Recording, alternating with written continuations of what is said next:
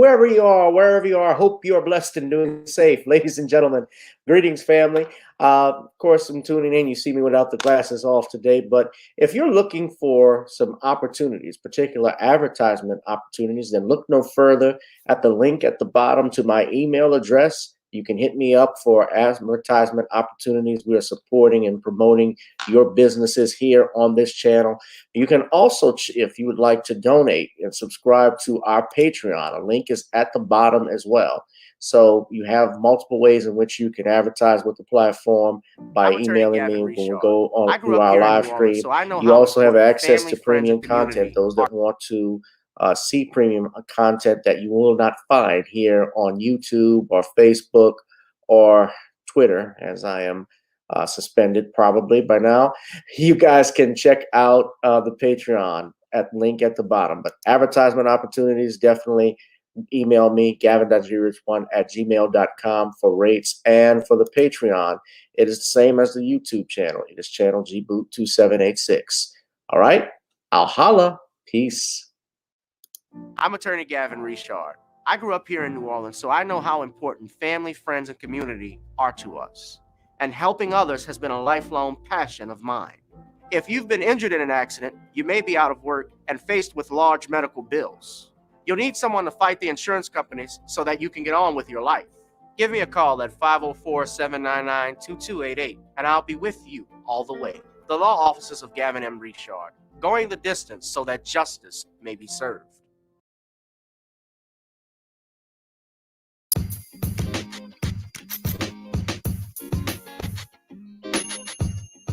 Hi, I'm attorney Gavin M. Richard. Check out my latest book, The Commonwealth of Pennsylvania versus William H. Cosby Jr., The Destruction of Due Process in America. For approximately 2 years now, I have gone on a painstaking quest to investigate the rise and fall of an American icon, Bill Cosby. In the mid-1980s, there was not a star that was higher than Cosby. Advertisements with Coca-Cola, Jello, Kodak, along with the #1 television show for 5 straight years in a row. On Thursday nights, it was must-see TV on NBC. Cosby resurrected the genre of the traditional family sitcom that was once thought dead by television critics. He did this as a Black American with an all-Black cast and showed mainstream network executives in white America that it was possible to be successful without showing the worst in people. He also demonstrated the power that television had, as it can make younger people dream to be the best that they can be. However, like many celebrity stars, unfortunately, they all come crashing down, sometimes by their own fault, others not so much. In this book, I attempted to highlight certain things. We go in depth into both of his trials in 2017 and 2018, respectively. What if I told you that these criminal trials were politically motivated by an overzealous district attorney? Will you also be shocked to learn the attacks on Mr. Cosby did not start in 2014, but also in the 90s, not long after his attempted quest to purchase a major network?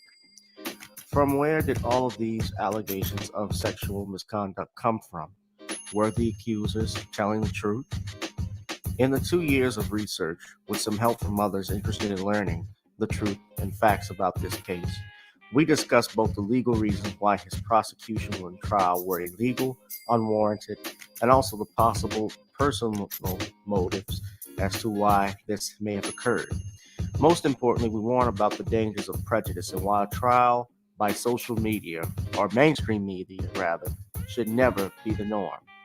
All this and more in The Commonwealth of Pennsylvania versus William H. Cosby Jr., The Destruction of Due Process in America. Available on Amazon this fall in Kindle and paperback format.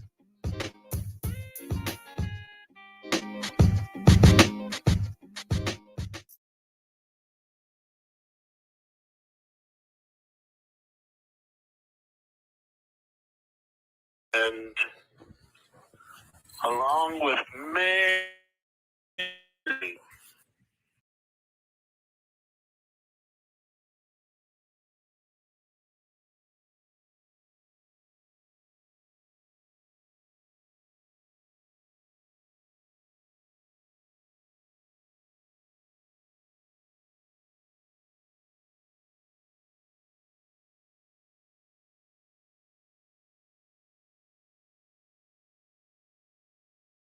That is the Facebook page for the Commonwealth of Pennsylvania versus William H. Cosby Jr., my latest book, which will be released this year, ladies and gentlemen. Please be sure to go and hit the like button on that page, ladies and gentlemen. The place to be is right here with me. Yes, you know, if it's Sunday, we do this every Sunday, Tuesday, and Thursday. It is Random Topics Sunday, only on channel G-Boot 2786. Whoever you are, wherever you are, I hope you are blessed and doing safe. Ladies and gentlemen, this is a wonderful evening, and wherever it is, I'm sure you all, if you're on the South like me, you're bundled up nice and warm because we've been hit with this cold front real bad. A hard freeze here in Louisiana, something we don't get too often, but it's normally that dry cold that we get when it gets cooler here in Louisiana, but no snow as we've seen. But ladies and gentlemen, we have a lot to discuss going on tonight, including but not limited to the following: addressing foreign disrespect. Ian Alexander Jr., son of Regina King, dies at the age of 26 due to suicide. Biden's approval rating hits a new low, and Kamau Bell gets called out for Cosby hit piece. All this and more, ladies and gentlemen. If you're just tuning in, we do this again every Sunday, Tuesday, and Thursday. I'd ask if you would please, if you love this channel, if you like it, any of the content that we have, hit that notification bell. So when we go live, because I know YouTube likes to scrub our subscribers, but make sure you hit that notification bell when we go live next time. Hit that like, share, and subscribe button, guys. And I also ask if you could please donate to the Cash App and to the money account that you see at the bottom. The Cash App is Gavin Richard Esquire, GooglePay, PayPal, and Zelle, that you see all at the ticker at the bottom, ladies and gentlemen. If you would like to also support me, one way you can do it is going to our website and picking up some Nonnie's Creole Blends, ladies and gentlemen. That is the seasoning for my family company, Nonnie's Creole Blends. We just started out, black owned, of course. Nonnie's is based right here in New Orleans, a taste and blend with a little Creole flavor. So try it on chicken, meat, or fish. Nonnie's goes great with every dish. And also, if you would like to support the channel, again, we also have our Spotify, ladies and gentlemen. Our Spotify, where I actually have some songs and music available that you can look at. Video Soul is one song that I have with the cool bounce for the ounce. I think you would enjoy. And of course, we have our theme song, which is Gotta Get On Up. So as we get on down, let us now get on up, ladies and gentlemen.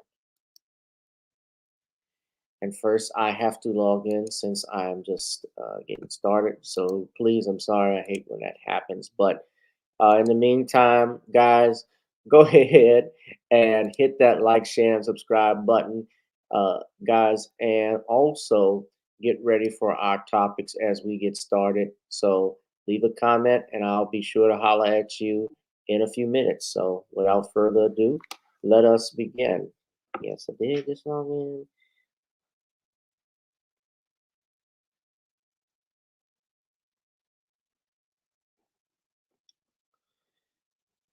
Excuse me.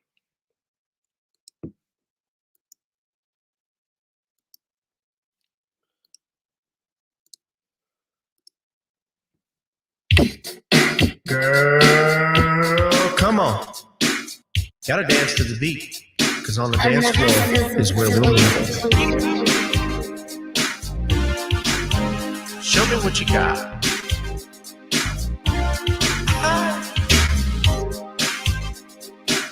Gotta feel the groove.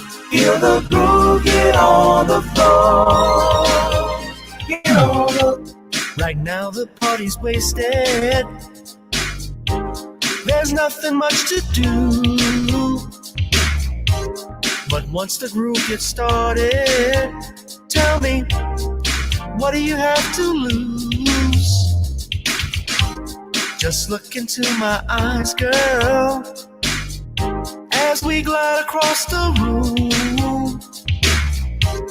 And what to my surprise now, the beat takes hold of you. Now if you're feeling like I'm feeling, so come on baby, let's start dealing. Time to get this party started. Ain't no time for the broken hearted. When the rhythm takes hold of you, there's only one thing left to do. Cause the beat is really moving. Time to get your body moving. Gotta get on up and move your body. Cause when the beat is really grooving, it's time to feel your body moving. Gotta get on up and shake something. Feel the groove, get on the floor. Get on up. Tell the DJ play the whispers. Rock steady in the mood. Put on earth, wind, and fire. Tonight we're gonna groove. Show me how you do the four corners. Electric slide or two. Hit the bus stop. I'll do the bunny hop, baby. It's really up to you. Now if you're feeling like I'm feeling, so come on baby, let's start dealing. Time to get this party started. Ain't no time for the broken hearted. When the rhythm takes hold of you, there's only one thing left to do. Cause the beat is really grooving. Time to get your body moving. Gotta get on up and move your body. Cause when the beat is really grooving, it's time to feel your body moving. Gotta get on up and shake something. Feel the groove, get on the floor. Get on up. Now 2020 hasn't been the best year of all times. We've been dealing with death, the pandemic, racism, bad policing, and all the bad rhymes. But like Uncle Snoop once said, if you breathe and you achieve. And so if you're ready, I need you all to get on up. Are you ready? 1 and 2 and 3 and 4. Get your butt on the dance floor. 5 and 6 and 7, 8. This jam we appreciate. We're gonna slide and step on the beat. On the dance floor is where we'll be. Feel the groove, get on the floor. Get on up and move your body. Cause when the beat is really grooving, it's time to feel your body moving. Gotta get on up and shake something. Feel the groove, get on the floor. Get on up. Yeah, gotta get on up. Come on, baby, gotta get on up.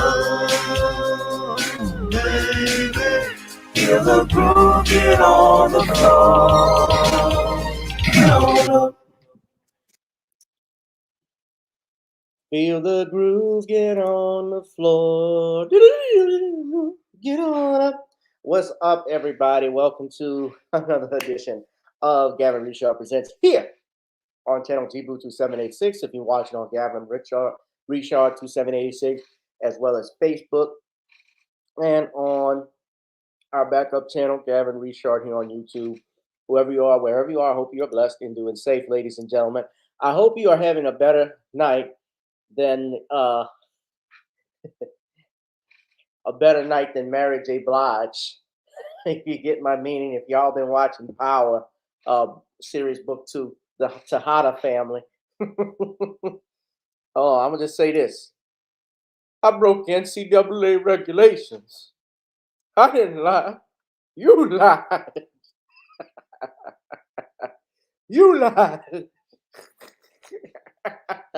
Who here is watching that?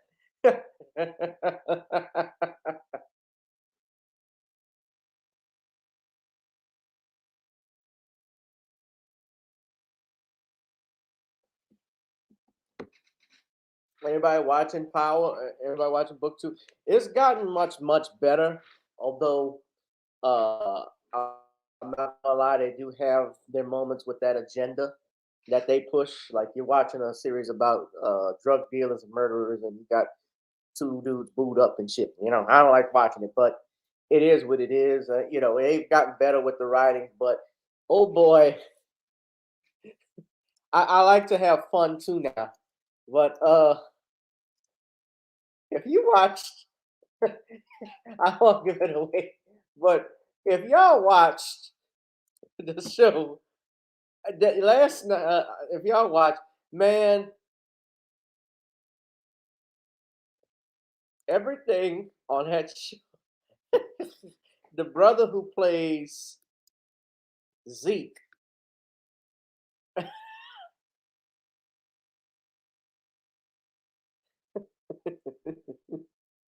the the brother who plays Zeke Cross, who is, I don't want to spoil the show, but he's the basketball player that Tariq's character is supposed to mentor. That's how he was able to get into the college in the first place. But uh I mean, people have been memeing this for these facial expressions. He's by far the worst actor on the show. I mean, this is his look at hold on, let me show y'all. Let's see if I could. Here it is. Look, y'all look at this. Hold on. This is this is not the only. This is not the meme. This is this nigga roast me.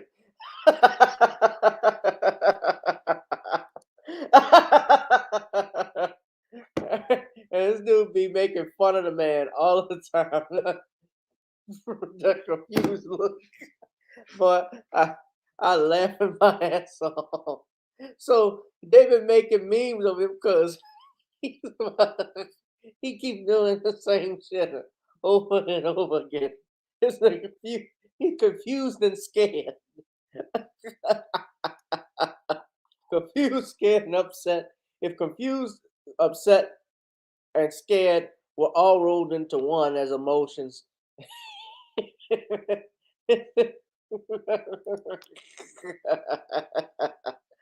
Oh man, so I've been laughing my butt off on it, ladies and gentlemen. But y'all, if you have not seen that episode of Power Book 2, y'all need to watch it. They've gotten much better with the writing. Method Man is in it. Method Man is a lawyer. Uh, he's as ruthless as they've come. He's actually he's more street than he's a street lawyer because he's from the streets. I'm running to lawyers, with the stuff like that, although they do exist. But he does a great job. Mary J. Blige is in it. Hopefully, at the end of the series, I'm hoping he and Mary J. Blige get together and do "You're All I Need to Get By." Another, like, maybe they eat at the bar and do that. Hopefully, meth will bust some bars. But yeah. Anyway, y'all hit that like, share, and subscribe button, ladies and gentlemen. So let's go ahead. Let us talk about our first topic, and we are going to be discussing Biden's approval rating hitting a new low. Now, according to the New York Post, this is a New York Post article from January 23rd, which is today. They said poll finds 60% would vote against Joe Biden if election was held now. So the New York Post did this and said 6 in 10 Americans, according to a latest poll, said that if the 2024 election was held today, the presidential election, a rate higher than a rate higher than his predecessors, Barack Obama and Donald Trump, they said 6 in 10 Americans would vote for that other person. And asked if the election were held today, they said they would probably or definitely vote for someone else, compared to 36% who said that they would definitely reelect Joe Biden. Now, this survey, of course, is done by Fox News. So, yeah, you could say there is some bias to it. However, as I looked further into Biden's approval rating, just going online, Googling, you will find, especially on very even liberal news sites such as CNN, they even say that Biden's approval rating has hit a new low. So it is not just the far right who are coming up with this, but also the left who's saying this. Now, when you look at it, they said, so CNN says that right here, I'm going to put the article up for you, but I want to play the video. but I'm going to go in between both of these articles, ladies and gentlemen. So I'm going to go back to the New York Post article, but I want to show you the CNN article that you see here. They said only Trump was in worse electoral shape than Biden after his first year as president. So you see, they're still trying to throw Donald Trump under the bus. And I'm not saying that Trump was good or bad, it was good for the country per se, or that he was the best thing. But the bottom line is that CNN has to throw Donald Trump in there because this is how they get their ratings. The boogeyman. They're on sensationalism. They're not talking about how poor Biden's ratings are. Now look at this further. They said, they said President Joe Biden's administration turned 1 year old on Thursday. He entered the White House by beating a historically unpopular president in Donald Trump. And while Biden started with a lot of promise in public polling data, the results now are anything but good. The president finds himself in a popularity hole as he begins year 2 of his presidency, and his party is likely to suffer in the midterm elections if things do not turn around. So, at his overall job approval ratings, Biden has an approval rating of only around 41% and a disapproval rating of 54% in an average of polls. So this net approval rating is negative 13 points. Now, of course, they say here, because they got to mention Trump, they said Trump was the only other president who had a negative net approval rating at this point in his presidency. Trump was a negative 17 points and was actually improving. Biden's is stagnant, if not down a touch. So what that means is that while Trump was at a negative, Biden's is not only at a negative, it's not improving at all.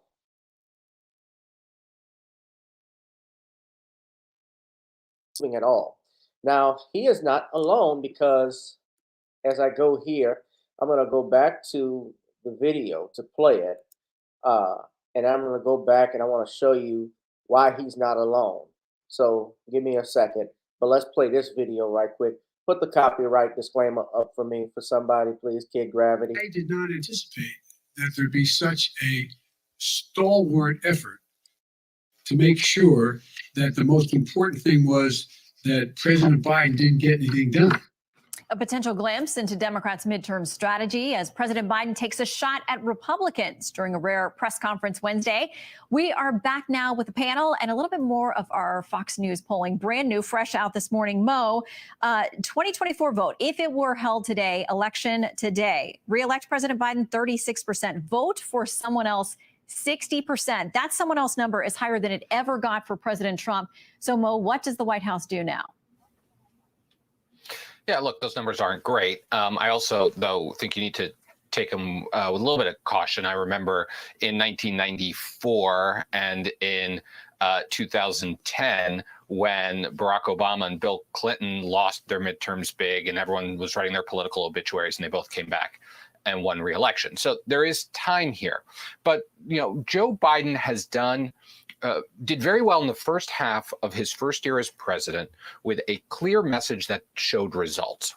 Getting shots in your arms, getting money in your wallets, referencing the relief package, and was about to roll out the third part, which was jobs in your neighborhoods, talking about the infrastructure bill. And then that got slowed down. And then it started to feel a little less like results in the national conversation. And that's when you started to see his numbers take a huge downturn. There's an opportunity to go back, talk about those 3 pillars of success so far, but then do what he did in his press conference the other day and say, we've laid the foundation, but it hasn't been enough yet. Here's what's next. And demonstrating that he and Democrats have a path forward to deal with people's anxieties over COVID and over inflation, and that Republicans don't. That's got to be the framing of the conversation for the next year out of the White House, if they want to be in the game this election and in 24.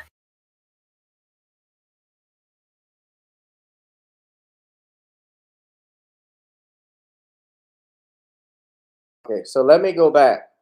Now, you heard what that guy said about how they got to start talking about how we have a plan, we have this package, and the Republicans don't. And that's how they got to go back and do. And that is actually part of the problem. Americans are tired of hearing.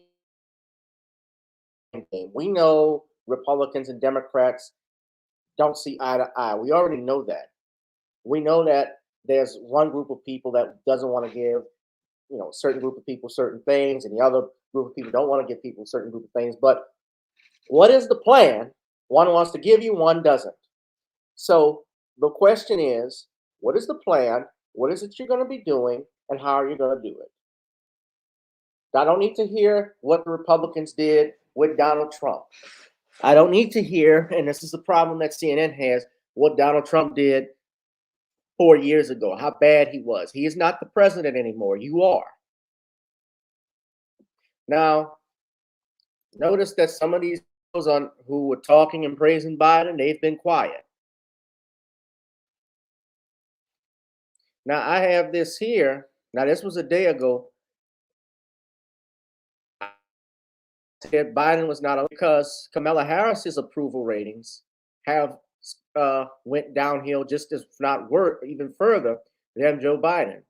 So it says here, he ignited a social media frenzy Friday with his overly enthusiastic affection for embattled Vice President Kamala Harris. Hi, Kamala.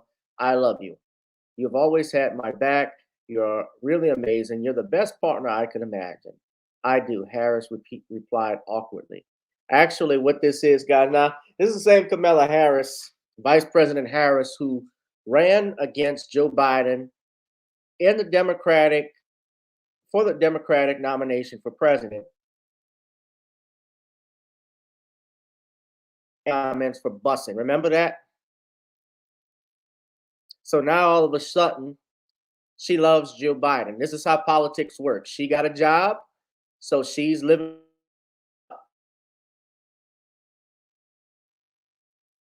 But her approval rating is actually 10 points lower than that of Mike Pence, 55 points lower than Dick Cheney ratings at the same time in the George W. administration, 4 months after the 9/11 terror attacks. She had 80%.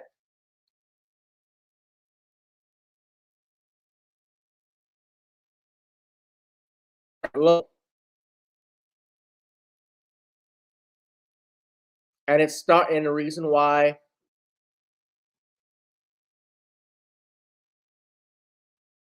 historically you have PR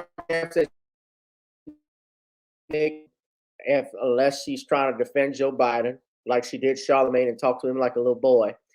Then on top of that, her own staff has called her out for her own behavior. They don't want to work with her. How difficult she is. Gordon, if you please, don't even try. Kamala is more loyal. Hell no.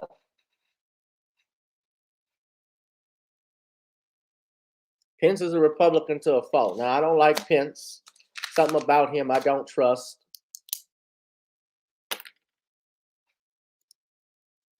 She's not just a black woman. She's an AKA. She's in a sorority. She's sister girl. She went to Howard. Ski. That's all they care about. But now that they've had a year in office and we've looked at how they have acted, the things that they have put in place with these crazy mandates that we're seeing, and even contradicting their own mandates. Look what happened with AOC. She was in Florida at a gay pride parade, out with in a super spreader event, and got caught and caught the COVID. Not wearing a mask. You see, they all have these mandates in place. They're all doing this and that, telling you to have it, but they're not following. Remember when Nancy Pelosi went to go get her hair done out in San Francisco? And look at what happened last year when Donald Trump was the year before that. Excuse me, when Donald Trump was president and COVID started, everybody was saying shut everything down. still, they were even protesting whether or not they were going to get the you know what when Trump launched it with Operation War. And I'll never forget, yes, these representatives, these senators out in Democrats, they were even, some of them were saying they would not take it. Kamala Harris even said she was not going to take it. But then when they got in the White House, what happened? They, now that the Democrats run everything, you know, you see in Chicago, in New Orleans, here in San Francisco, DC, Los Angeles, New York, these mandates that they have.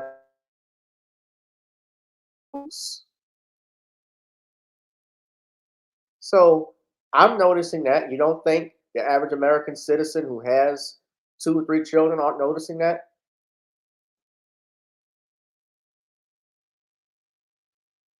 Yeah, Herman Cain went out there. Well, here was the thing too. Herman Cain had cancer. So that was also a factor because he had been battling cancer previously, and I believe that that contributed to him contracting that. His immune system was probably not at 100%. So this administration, if you just tune in, we're talking about the new approval hit all time. They are not starting out that good. I think that you ought to be on the lookout for what will happen in the future with this administration. I honestly do not see uh, this administration winning. Forget the 2024 elections because I don't see Biden running for re-election, me personally. And even if they did, I'm pretty sure they would probably not nominate Kamala Harris. I have a feeling she would not get not nominated, or the Dems may not do it. Get if they may try to stop Biden from running again. I've been hearing reports of them trying to get, you know, I've heard this much really doubt that Dasher would not win if they did that. Most Americans, I think, and even Van Jones pointed out, Captain T, the political TO and so on, because crying on CNN. Remember when Van's always crying? People were not going to support uh, the Democrats because they come off as annoying.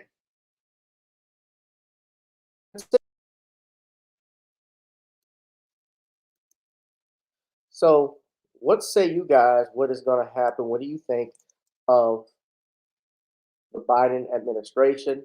What do you see them going right now? What are your thoughts? Hit that like, share, and subscribe button, ladies and gentlemen. Okay, so also please donate to the Cash App Gavin Richard Esquire, Gavin Richard Esquire. She said Andrew Yang said Biden isn't running for re-election. Who said that?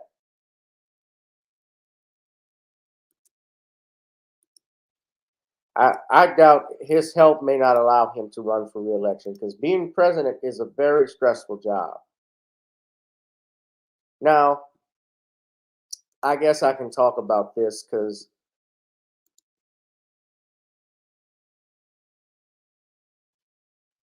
I'm going to begin eviscerating each member of the Coon Caucus starting next month. They will be unlikable by the summer. Gravity, I think they're unlikable already. They've been unlikable for the last, I would say the last 10 years or better, because they have done nothing. Yeah, Biden said he's running. Well, Biden might have dementia. Biden looks like he has dementia. Not trying to make fun of people who have that, but Biden looks like he has that. Although to Tariq Nasheed's point, it seems like he only says it when it's black people that have it. Now, I want to talk about this. I guess I can segue into this because I'm going to get into some other topics, but we got to address something called foreign disrespect. Now, if you saw the intro, if you saw, obviously, if you got our calendar invite to come on the channel and the description of today's topics, you know that I was going to be talking about uh, these two Sambos, these two jerks who have been lambasting black men, black women, but also they made some remarks. I shouldn't even say Sambo, but because one of them is a non-FBA, someone from from Sudan, and I don't even watch this show. But what's going on, Ladybug? These sellouts, fresh and fit. Now, I don't even watch their channel. I don't watch their channel. I see some stuff, but someone posted, and someone posted these uh, information. Tariq even had a Fresh and Fit podcast host. They say accused of being secretly gay after pics leak, referring to the dude on the right here, Myron Gaines. You got Fresh Prince CEO Walter Weeks, the host of the Fresh and Fit podcast, who been on the hot seat for bashing black women in multiple public statements. And I've seen videos by O'Shea Duke Jackson talking about them. O'Shea, of course, not defending what they said. I've seen videos of Tariq talking about them, but he has said a lot of stuff about black people. And I'm going to find, I have the clip, if someone could upload the clip or help me out a little bit, but he made a remark about being lazy and ignorant if you haven't made it. Like, you come to this country, and I think they were on DJ Academics show talking about that.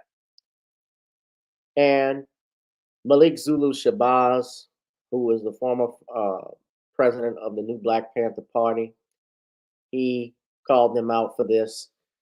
And Joe Biden even called out Fresh and Fit for some things that they've said.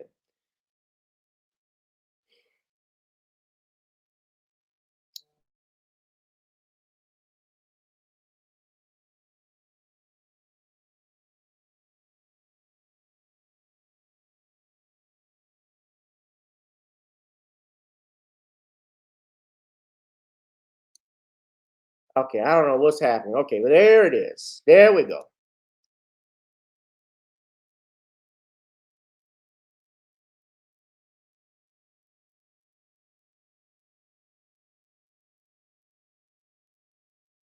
So this is a picture of Myron booed up with the white brother from That's My Boy, the one that was messing with Adam Sandler's son, fiance. I don't know what he is, but I'm gonna just tell y'all flat out: no straight man I know of would never let a man hug them and kiss them like this on the cheek, yet alone lay up in bed with them, if that is him, and it appears to be. Lay up in bed with him half naked, with his shirt off. I don't sleep, even when I was a kid, if my brother was wearing shorts, I didn't like it. If I had to share the bed with him, I tell him, put some fucking pants on.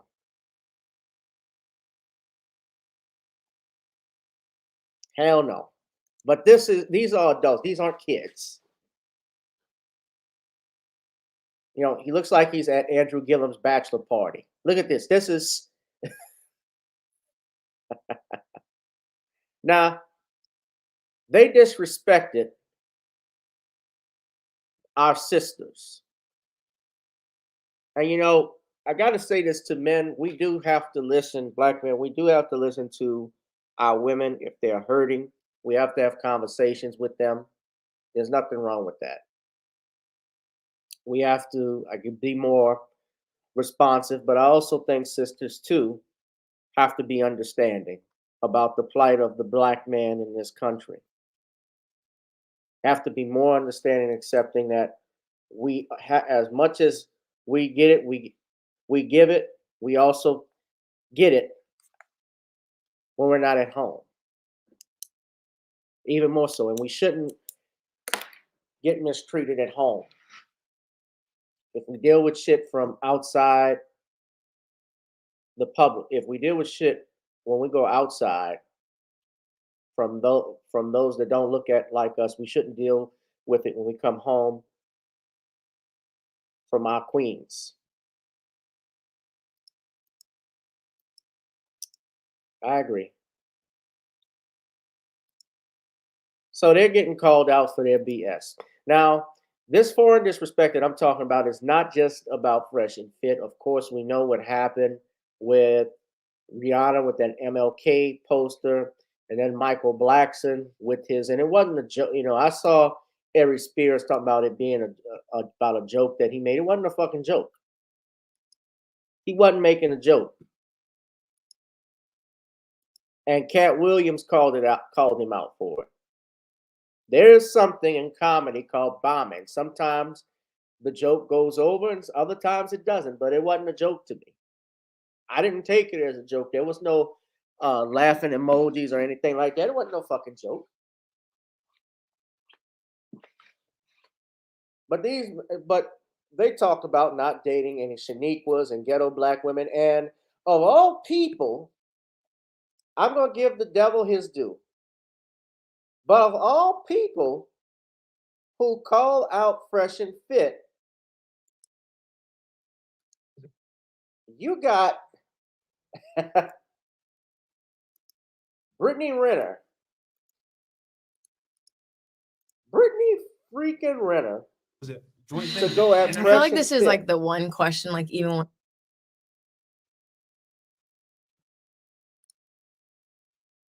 Or I should call them fresh bits, because that's what they are. They're bits. And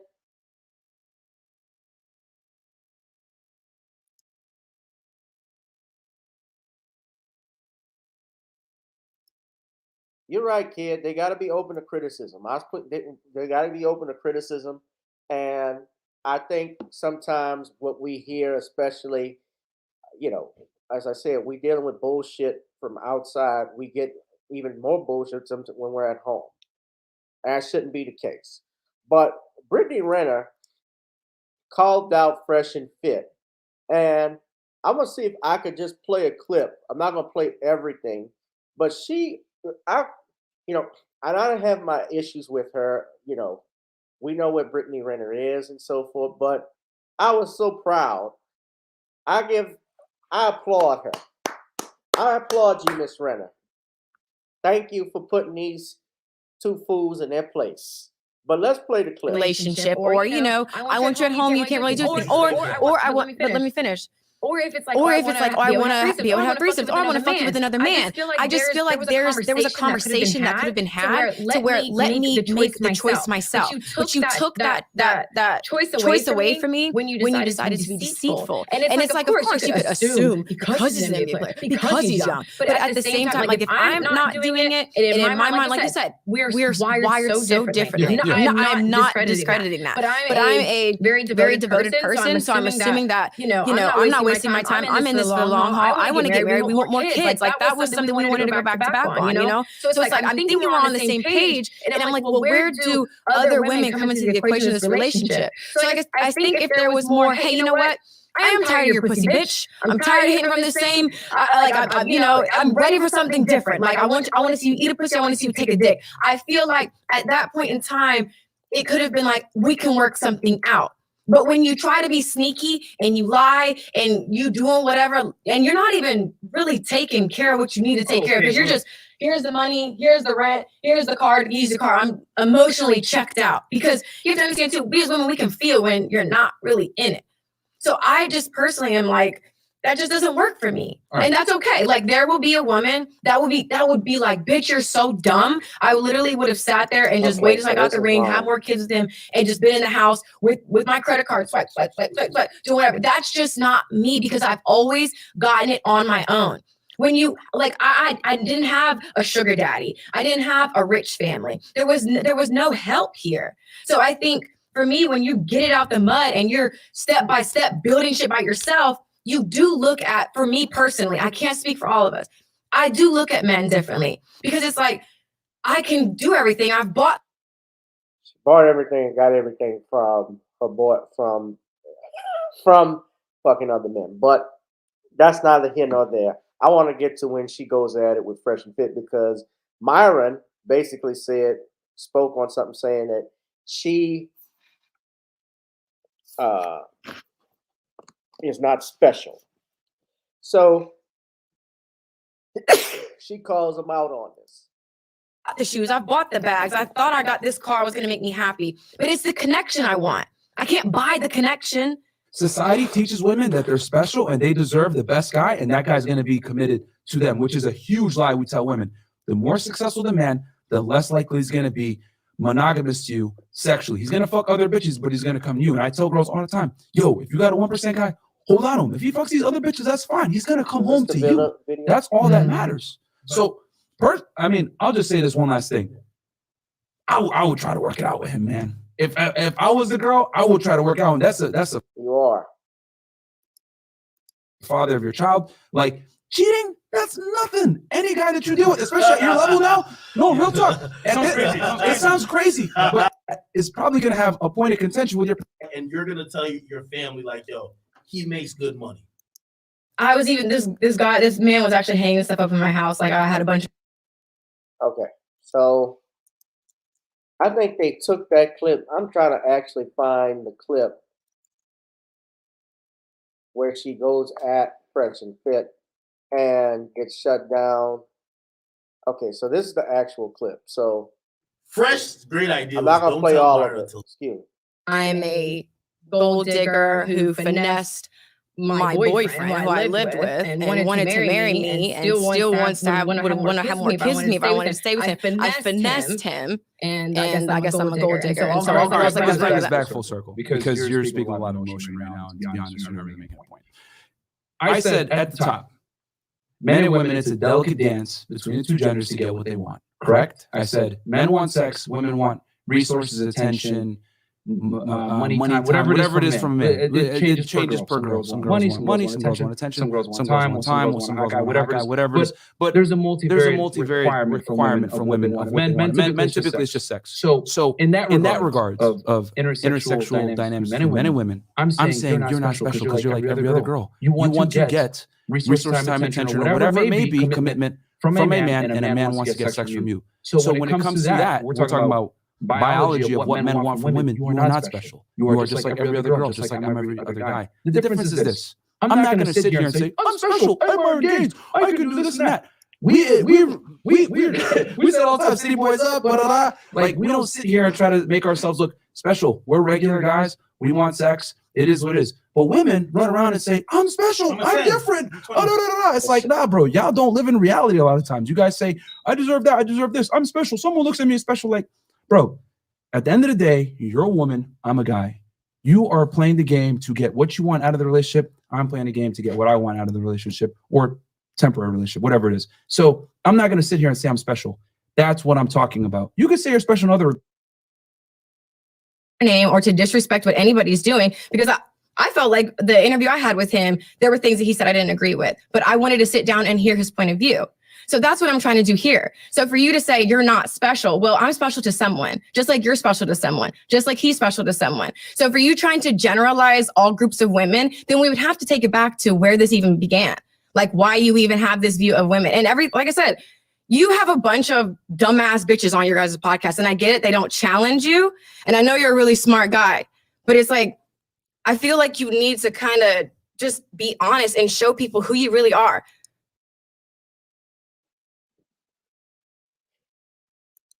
Yeah, he needs to go to the Pride. He needs to go to the Pride parades in June.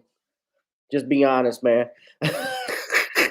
It's okay to do it too now, of course, because you're gonna get a movie deal. You do it, you're gonna get a movie deal. You're gonna be on television. You're gonna be the new darling of the media if you do that stuff. But But she roasted these fools. If you watch that clip in its entirety, she literally roasted these fools left and right over what they were saying. And these dudes trying to, yeah. I don't watch, see, here's the thing. I don't really watch too many other other podcasts other than, and I don't, other than, Tariq Radio, Tariq. I will watch his stuff. I will watch Professor Black Truth. I was just watching his latest video on the Cosby piece, which we'll talk about in a little bit. He was talking, going in on Kamau Bell. I was watching, I'll watch Nicole, of course. I'll watch Harvey, although Harvey doesn't have a podcast, but a YouTube channel. I'll come out. Yeah, Myron needs to just come out the closet.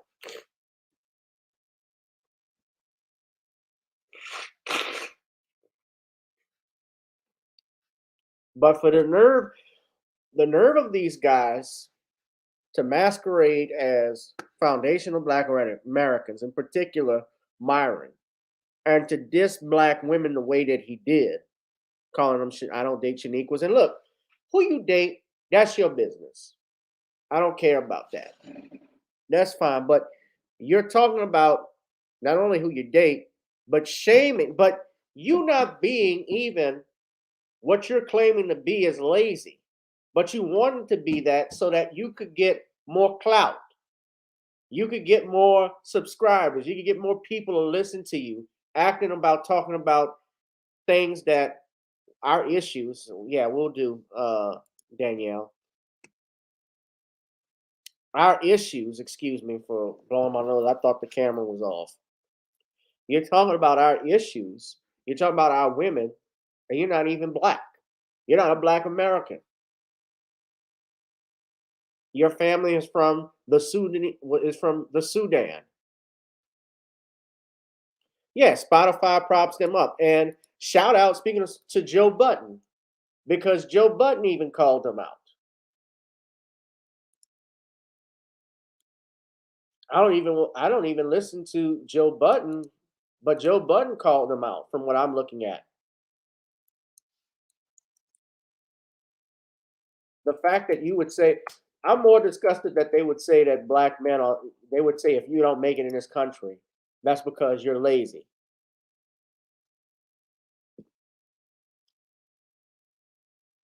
Joe Budden called him out. He actually said this. He said, and he was on Spotify, I know, but he says, he called the host of the Fresh and Fit podcast too ignorant, inexperienced, insecure, fragile, and weak in regards to their latest controversial interview. There is a point to be made. Now, this is what he was talking about, the guest, Asian Doll. And I don't know why so many sisters get that naming stuff after themselves. I'm Asian Doll. They get Chinese tattoos and stuff. They don't even know what the ink means, honestly. But Asian Doll, Black China, Black Korean, whatever names they got, Blackanese, whatever they got. I don't get it. But they were disrespecting the sister Asian Doll, and she walked out of the episode. And Myron was dragged across social media for his statements towards her. Now, to your point, Darius,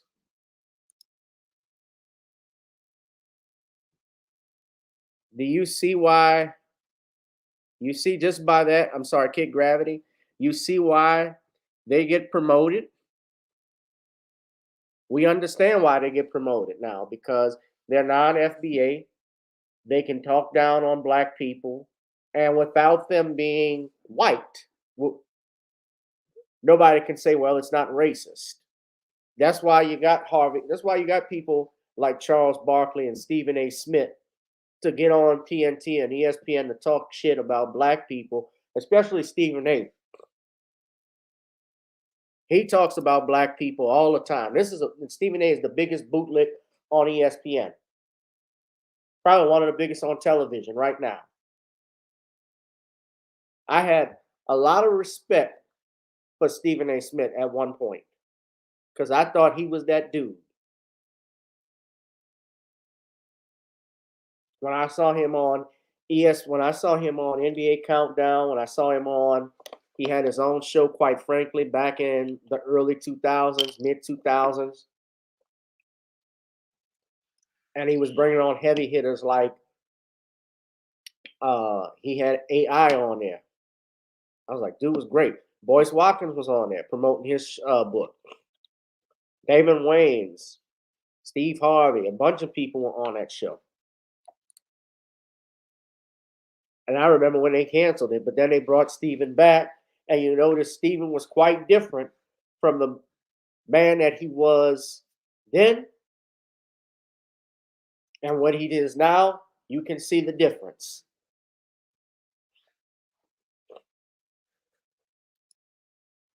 They basically are white supremacists and brown-faced.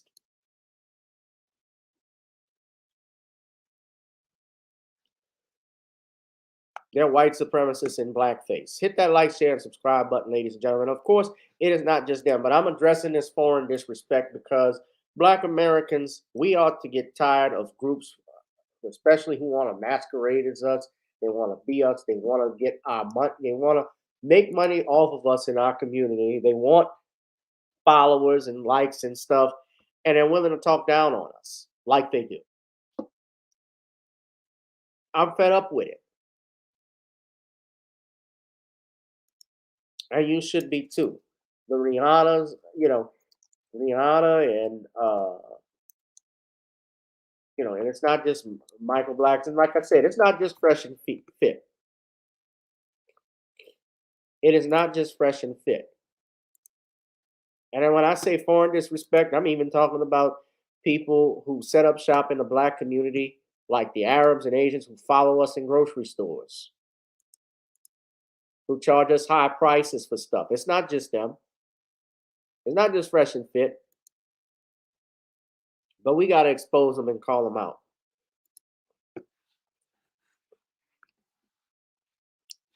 Hit that like, share, and subscribe button, ladies and gentlemen. Now, I will keep that in mind. My nose is just congested. That's all. I was doing fine till I got home. I was driving. I had to push our time back because as I was pulling up to the driveway, I realized it was about 2 minutes to 6, and I wasn't going to have time to set up and prepare. So I pushed our time a little back further by 15 minutes before we got started. Actually, what I'm going to do, I'm going to get me some Naughty's Creoles blends, and I'm going to actually try and sniff that. No, I'm just kidding. Don't sniff that. But I'm going to probably pour it in some soup that I got. I know the spices, the kicks, the red pepper will help clear up my nostrils.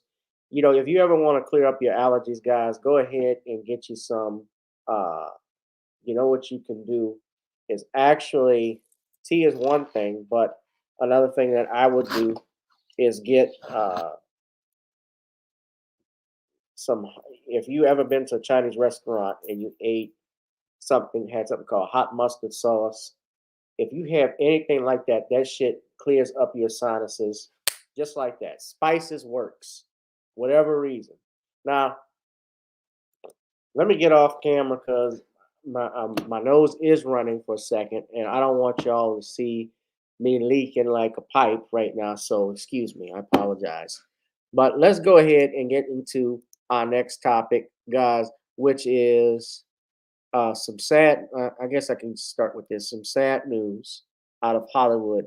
Ian Alexander Jr., the son of Regina King, as well as Ian Alexander Sr., who is a music producer, was found dead at the age of 26 years old, apparently due to the cause of death is suicide. Our story is coming from CNN. It says that in a statement that was released by the family from Regina King, she says, "Our family is devastated at the deepest level by the loss of Ian. He is such a bright light who cared so deeply about the happiness of others. Our family asks for respectful consideration during this private time." This was, of course, released on yesterday, January 22nd. Now, Ian Alexander is a DJ.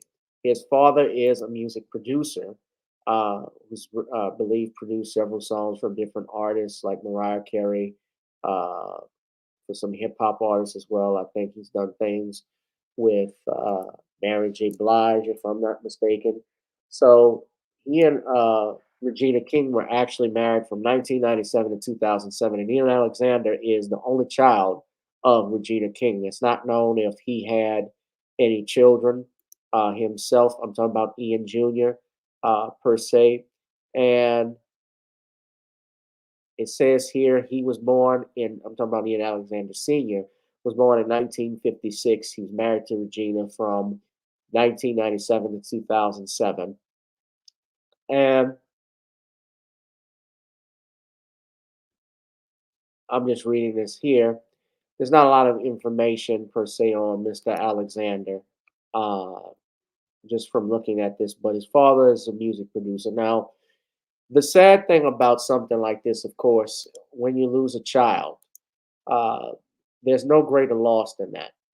And Regina talked about how much she loved her son in a post, in a post or interview she did, I should say, rather, on CNN. She says, "I get emotional because my son is an amazing young man, and it took me to be a mother for me to realize how incredible of a woman my mother is," King said. "You don't know what unconditional love is. You may say you do, but if you do not have a child, you don't know what that is. But when you experience it, it is the most fulfilling ever. So that is the greatest part about me being a mom to Ian." Y'all excuse me for 1 second. Hold on, I'll be right back.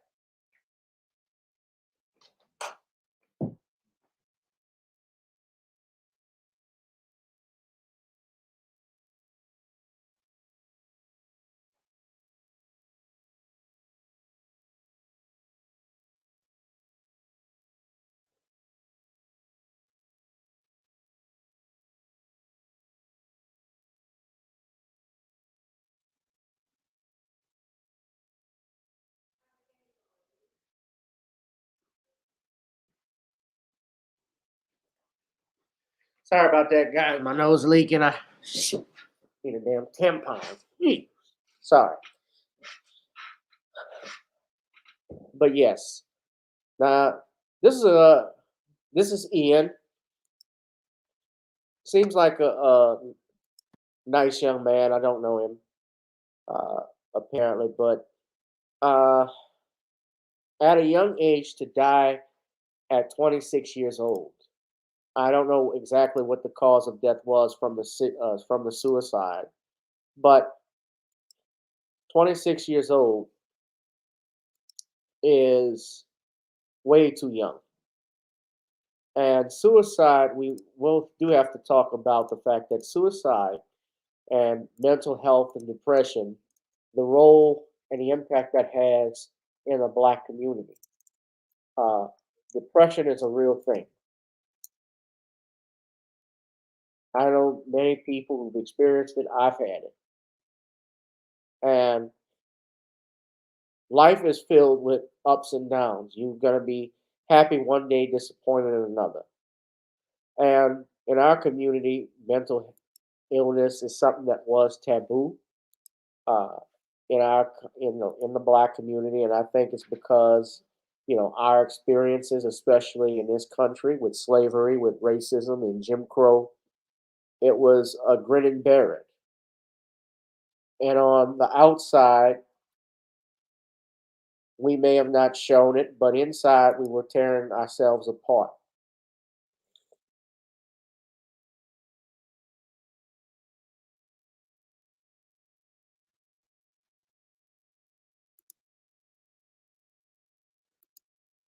Well, it's being called a suicide. I don't know what it is. It's a suicide. As for all intents and purposes, it's a suicide. So I don't know what it is. Well, tonight, actress and director Regina King is mourning the death of her son. Her representative confirmed to CNN that Ian Alexander Jr. died by suicide. We had just seen them celebrate the new year together on CNN's New Year's Eve Live with Anderson Cooper and Andy Cohen. This is my bonus son, and this is my son. 20 years. We're all together. This whole family of people are together because of these two and their lives together. They brought us together. In a statement, King's family says they're, quote, devastated at the deepest level by the loss of Ian. He is such a bright light who cared so deeply about the happiness of others. Our family asks for respectful consideration during this private time. Alexander was a musician and DJ. He had recently released a new single and had performances scheduled in Los Angeles later this month. Ian Alexander Jr. was 26. Now you look at something like that. This is a 26 years old, so he's employed.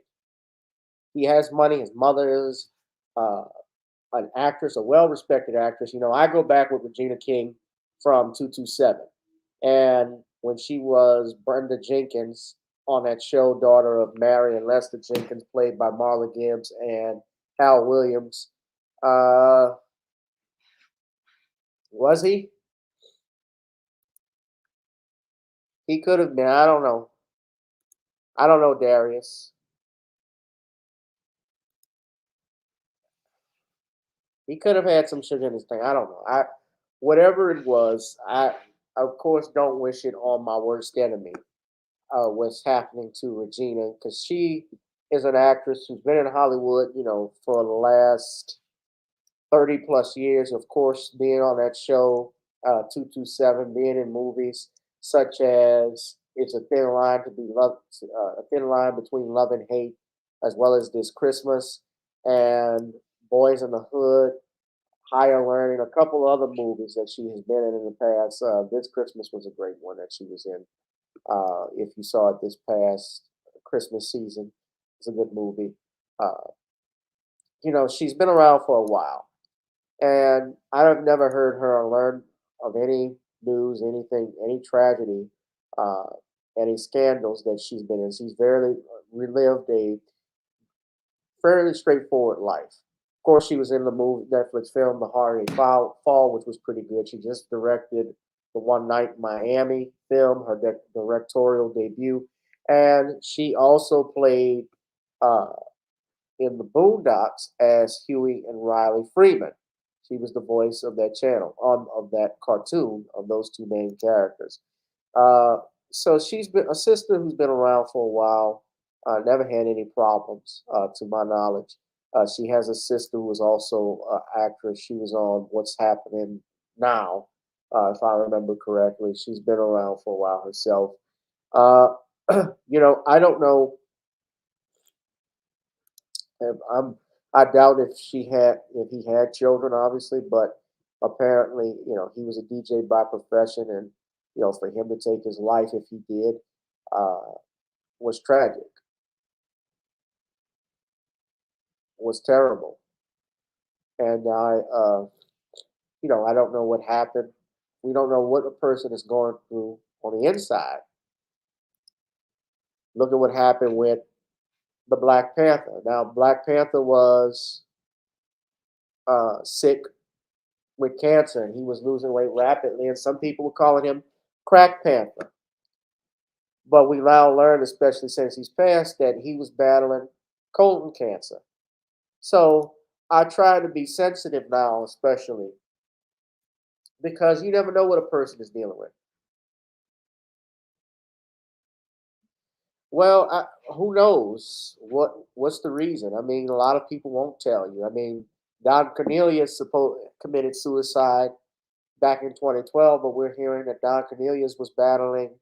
You know, he had brain tumors and seizures that he'd been dealing with, and according to his son, his dad even told him he couldn't take it no more.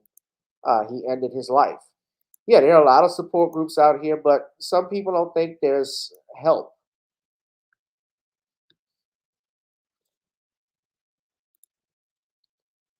Yeah, he doesn't look older. I noticed that. He looked like he was in his late 30s, then being 26 years old. But, you know, I don't know what was going on in his life.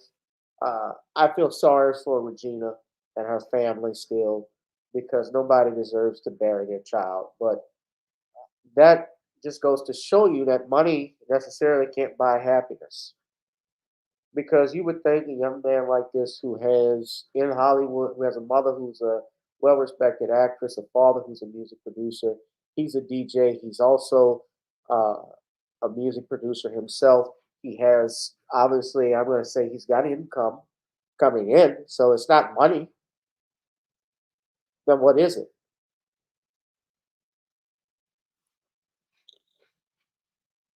Yes, I can't forget she was in Friday. She was Craig's sister. And Regina sadly will not have any grandchildren because this is her only child. Now, something I did notice, because they say it's a suicide, they don't say how the manner of death was. Was it a shooting? Did he take an overdose of pills? What exactly killed him? They don't say.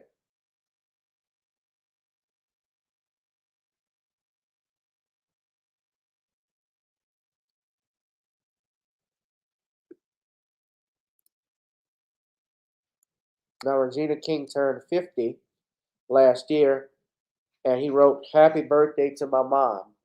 So extremely proud of you and inspired by your love, artistry, and gangsta. To be able to watch you take this lifetime by its neck and make it yours is something I will forever be grateful for."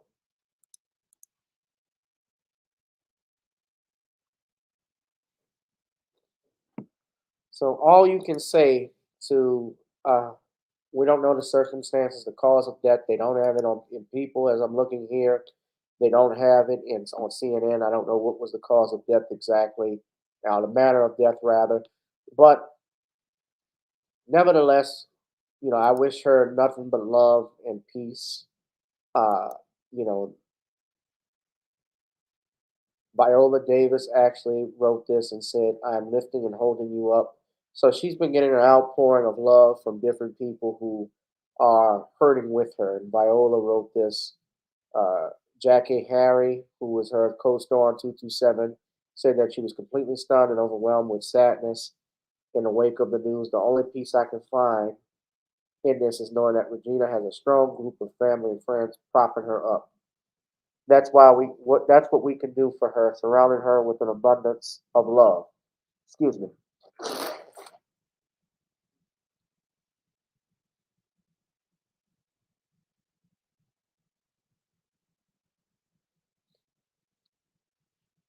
But yeah, but we do have to have a discussion about the stigma of mental health and illness in the black community and the amount of depression it has. It is okay, brothers and sisters,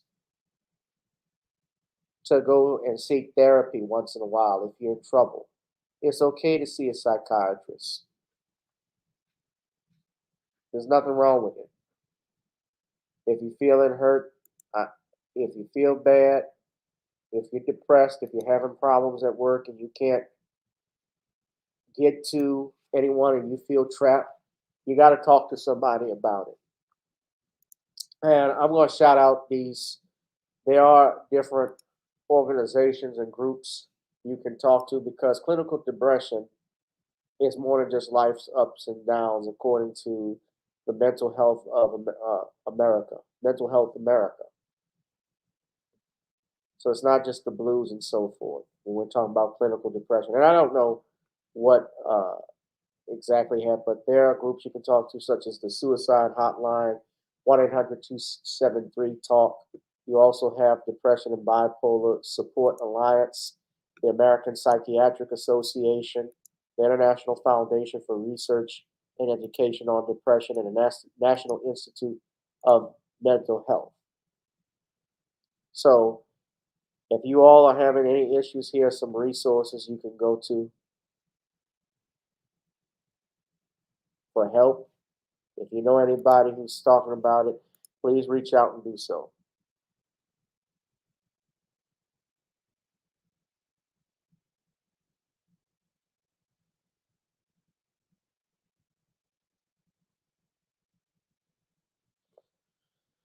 Well, butterflies, it's not you don't know what a person is going through too, because you can look at it, yeah, being selfish, but I mean, mental illness is real. It's more like they said, depression is not just you having the blues. So here's somebody who has money, somebody that has the ability, access to resources that you and I don't have, and yet they still, and I'm just going off what we know from just what's being reported. It says suicide, so I'm gonna just go with it. He still commits suicide. So it's not money. What was going on in his life that made him do that? Was he ever molested as a child? Was he sick? Did he go through a bad breakup? I don't know. Does he have a history of depression? I don't know. I don't know anything about it. Most people don't like talking about, obviously their lives and so forth, and that's fine.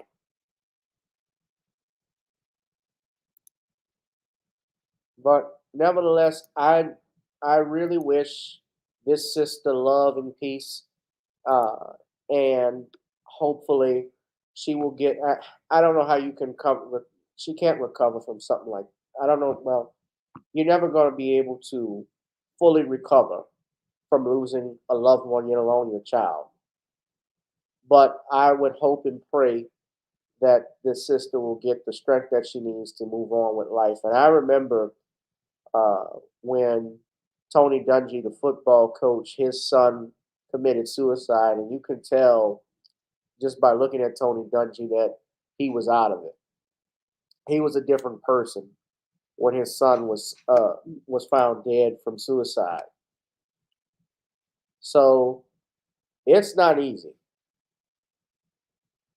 But I'm hoping Regina gets the support that she needs from her family and friends. May she rest, may Mr. Alexander, Ian Alexander Jr. rest in peace. So I'll leave it at that.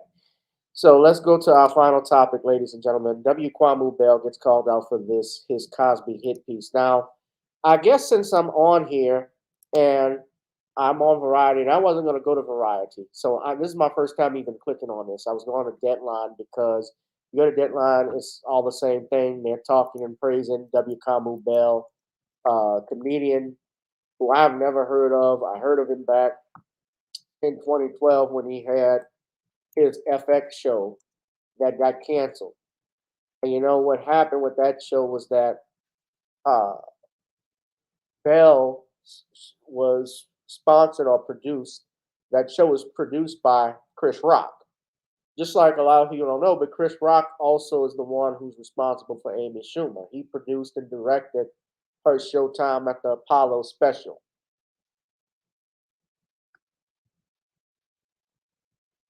Now,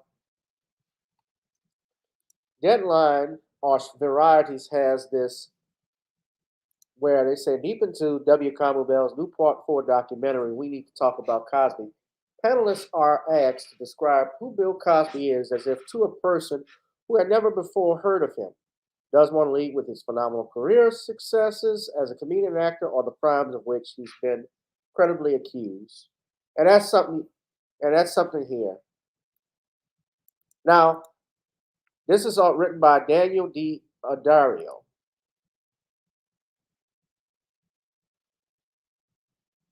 So this is his Twitter.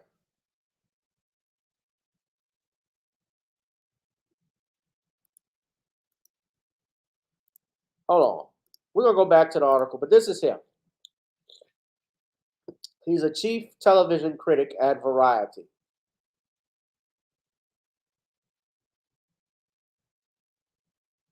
Now, this white boy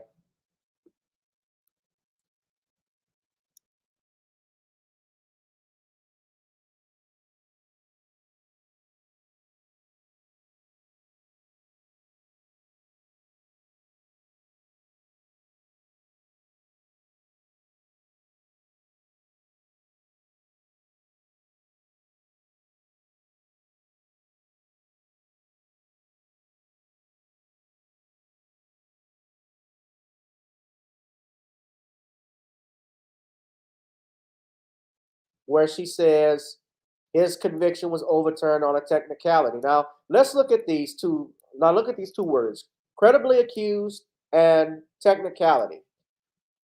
Now, there's a reason, ladies and gentlemen, why I'm coming out with my book, The Commonwealth of Pennsylvania versus William H. Cosby Jr. Now, the book, of course, you guys probably wonder why it hasn't been released yet. Of course, going through legal, and I'm actually going ahead and working on drafts and edits of it because there are some things I want to add and some things I have to do, correct and clarify as I've gotten a second look. Y'all excuse me 1 second. Hold on.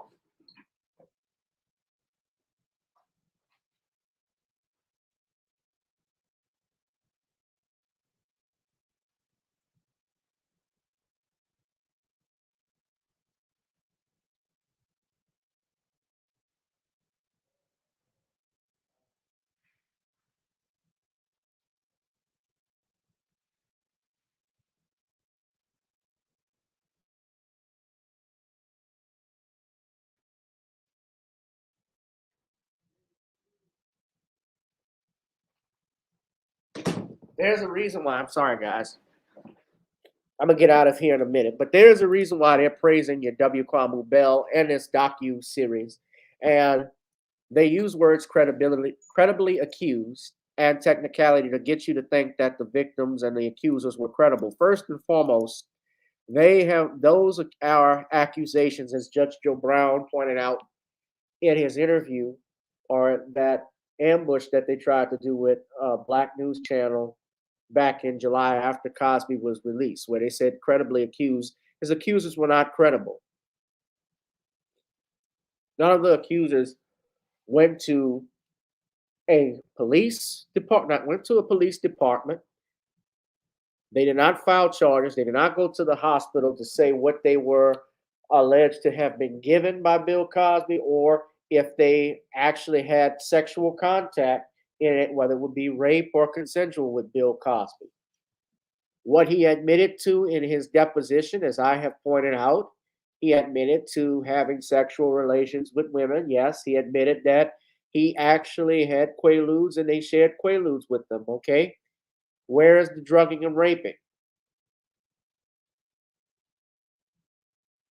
The second thing that he does, and as far as when they say it's a technicality, due process rights. I've said this again, and I say this over and over again, ladies and gentlemen, because being the lawyer that I am, you know I'm spitting truth, because I've said before, what about denial of due process? Say it with me in the chat.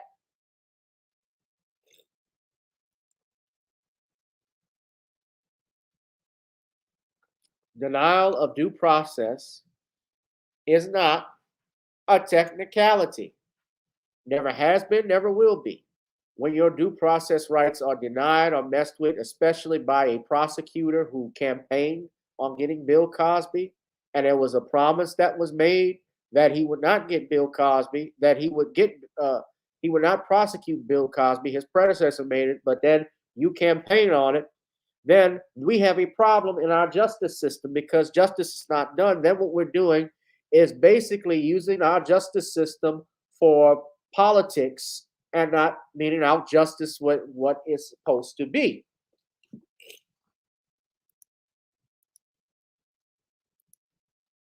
And when you talk about the credibility of the accusers, why doesn't Mr.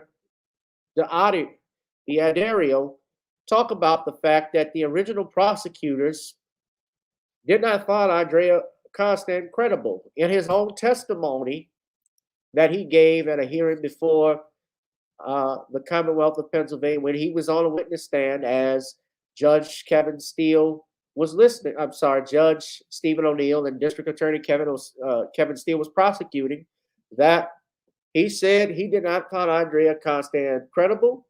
He has given interviews even with CBS News stating this. He gave an affidavit saying that he did not find her credible, and he felt that the only way that she should get justice was to file a lawsuit. Now, they keep using terms, and you can see it all here. I'm not going to go through all of it, but that Cosby drugged and raped women. Our cultural understanding of him ran along parallel tracks. First and foremost, all the women do not say rape. All the women don't say drug. I had someone asking me, well, Gavin, out of all the accusations that were made, you don't think he did one of them? I said, I don't play that game because, number one, what did he do? All the women don't say the same thing. Some of them say he tried to kiss me. Lou Ferrigno's wife said before she was married to the Hulk, she worked at the Playboy Mansion and Bill Cosby almost kissed her, and she was startled because it was the first black man she was going to kiss. This is what Drew pointed out in his documentary, True Story News. Shout out to Drew. How do we equate kissing with rape? Now, Variety, I'm not going to go through all this because you all can see here just by in the start in that first paragraph with these words, the direction it was going to go. Now, this is W. Kamau Bell.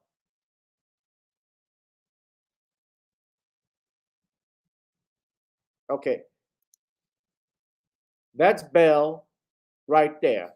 Now, you've probably never even heard of W. Kamau Bell. I just knew him from CNN.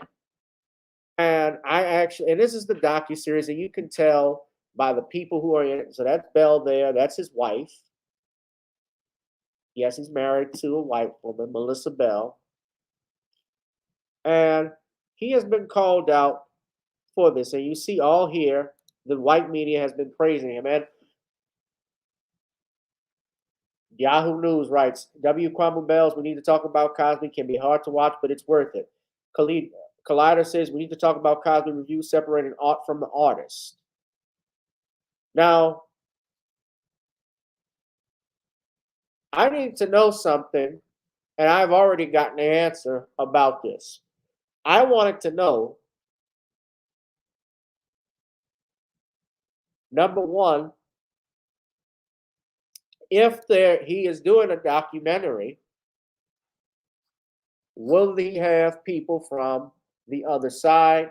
And number two, if he did, how long are they in the documentary? Because this is a docu-series, which is 4 episodes to my understanding. And I happen to speak to our sister, Nicole, from Nicole's View. She hit me up yesterday.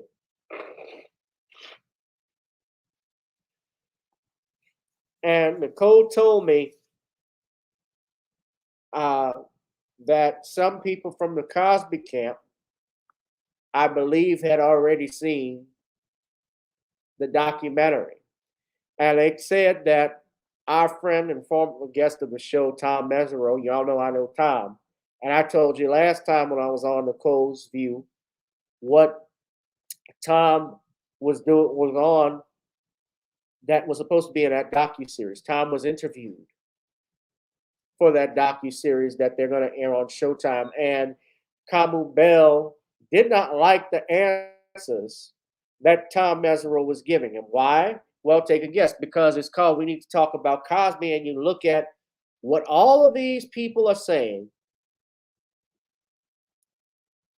We Need to Talk About Cosby is devastating but a necessary conversation. It explores how America's dad fell from grace.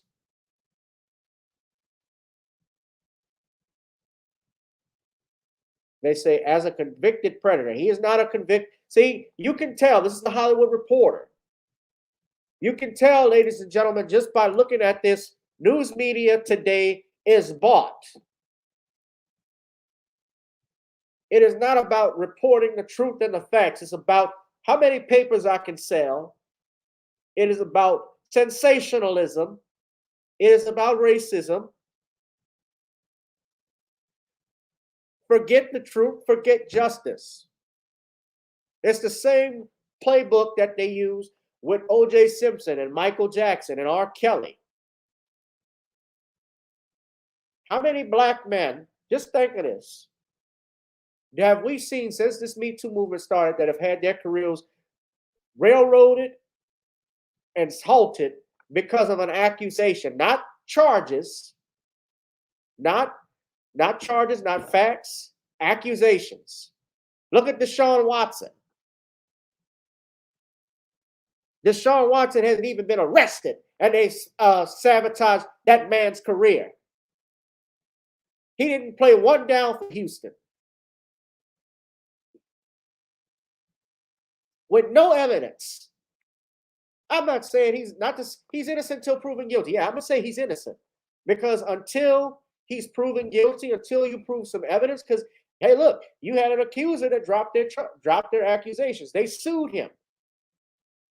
I don't know whether it's true or not because, number one, I wasn't there. Yes, he has a bunch of accusers, but some of them, it appears, by a few admissions, if I'm not mistaken, I believe they had some type of relationship with some of them.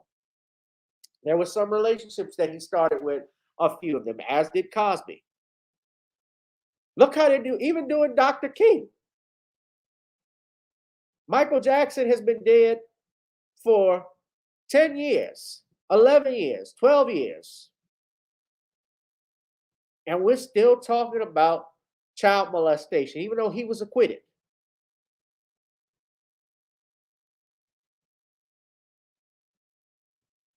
That family, the Arvizo family in Michael Jackson's case, they got exposed for lying. Chris Tucker warned Michael Jackson, don't mess with these people. So we're talking about allegations. We're talking about something that happened 13 years ago. That can't be proven in court. We're talking about something that happened 20 years ago. Yeah, Cuba Gooding Jr. is another one. His case hasn't even gone to trial.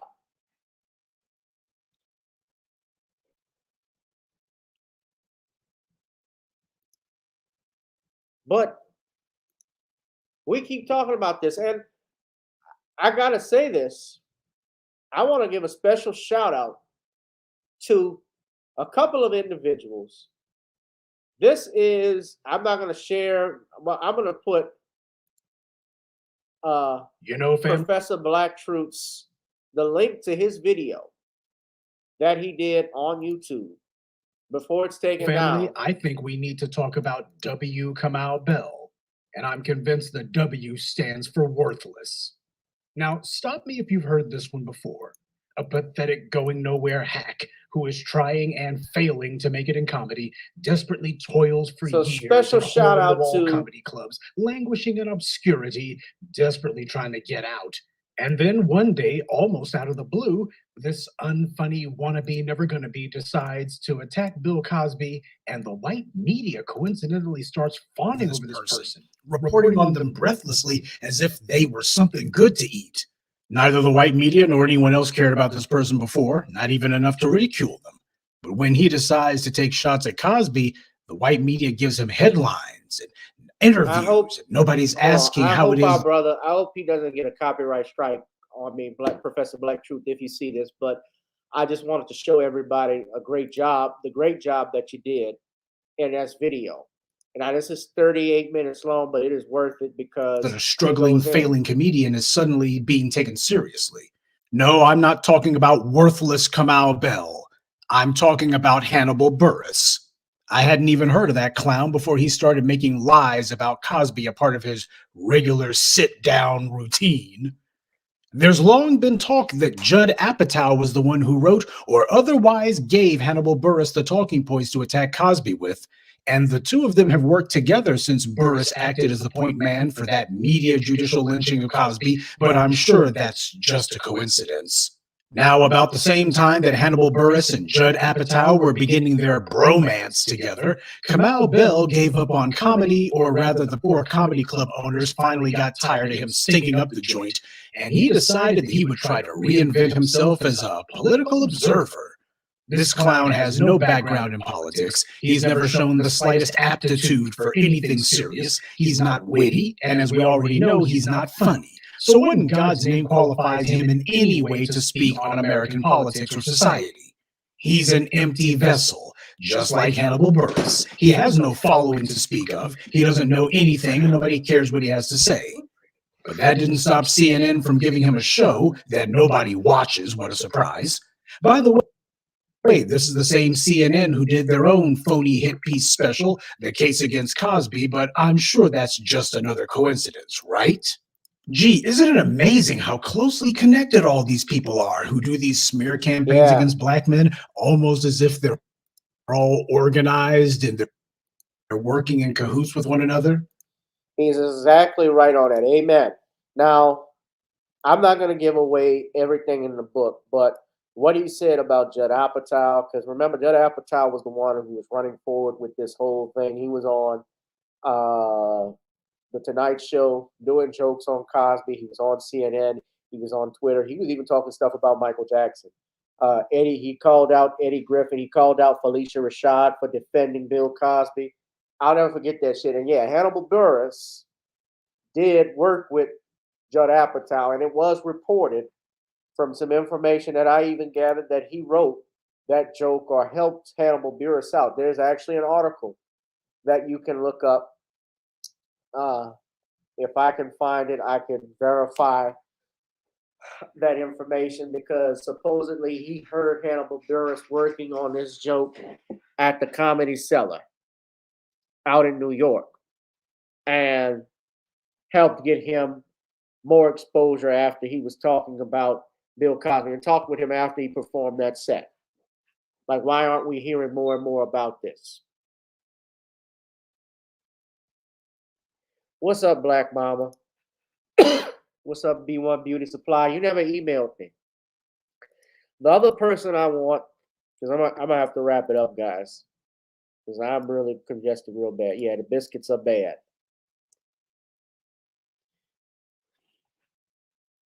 The other thing I want to point out, I want to give a special shout out to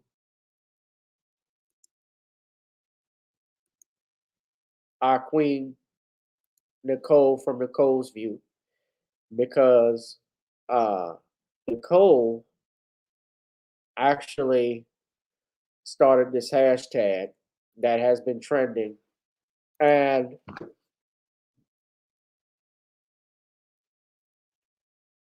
let me put it up for you. Hold on. Vicky Dillard even called him out, so I'm gonna play Vicky Dillard's thing in a minute, but she has this hashtag going on.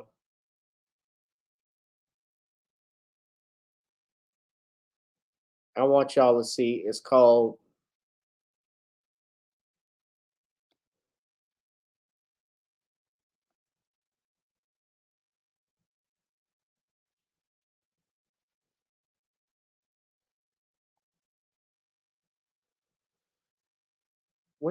okay. I'm on her Twitter. Okay, so she did this. Now, but she was going about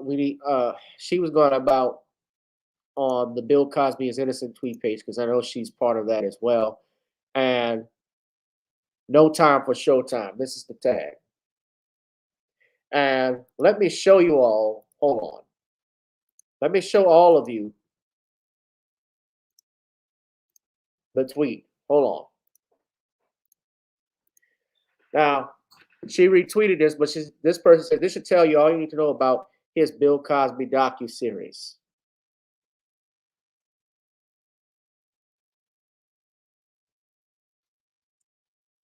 He's the only black face there. But No Time for Showtime was the docuseries that she did. Excuse me 1 second. Now, this is Vicky Dillard. Back to the Black news story now.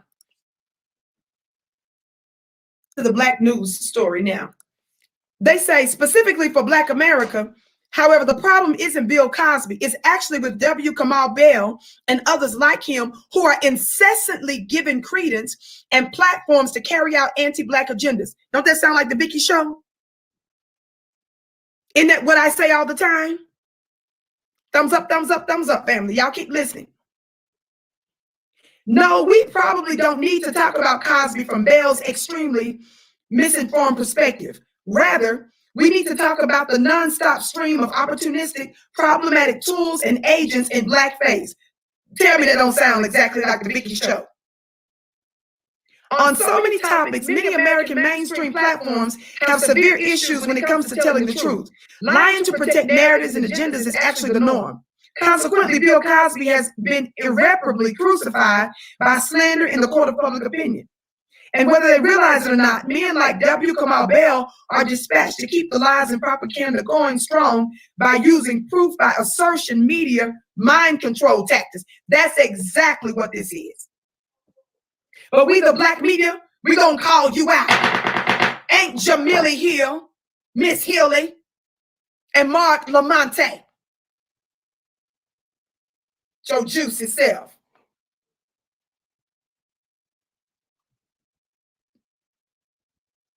That's exactly what this is. Propaganda, media mind control tactics. But our mind is intact over here, baby. The big black brain is at work in the world. And we letting you know now to shut it down now with your juicy self, funny looking self. Now let me say this real quick before I read you just a couple of more excerpts because I gotta go. But this W. Kamau Bell that's leading the charge in this upcoming 4-part docuseries.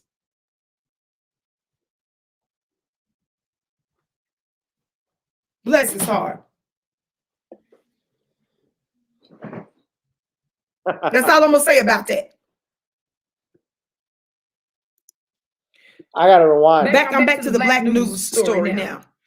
They say specifically for Black America, however, the problem isn't Bill Cosby. It's actually with W. Kamau Bell and others like him who are incessantly giving credence and platforms to carry out anti-black agendas. Don't that sound like the Vicky Show?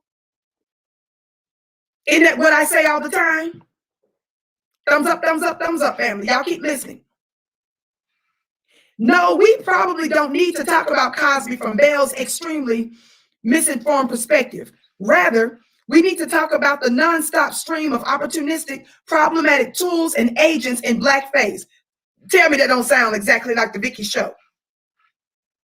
On so many topics, many American mainstream platforms have severe issues when it comes to telling the truth.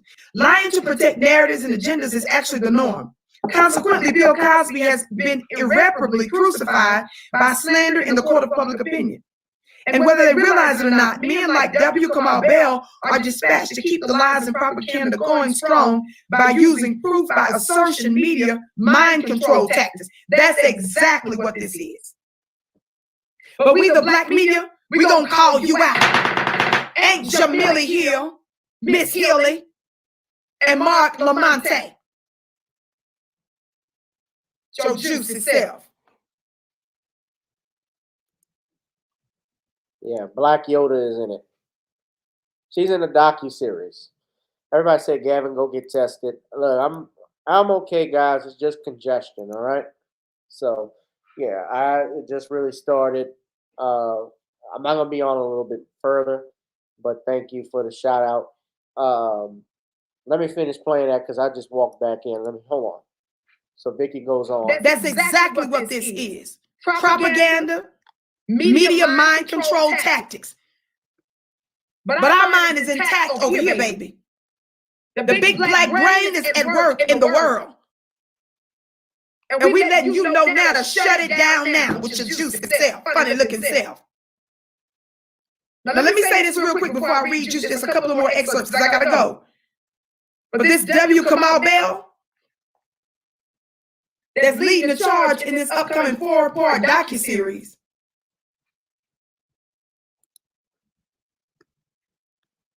Bless his heart. That's all I'm gonna say about that.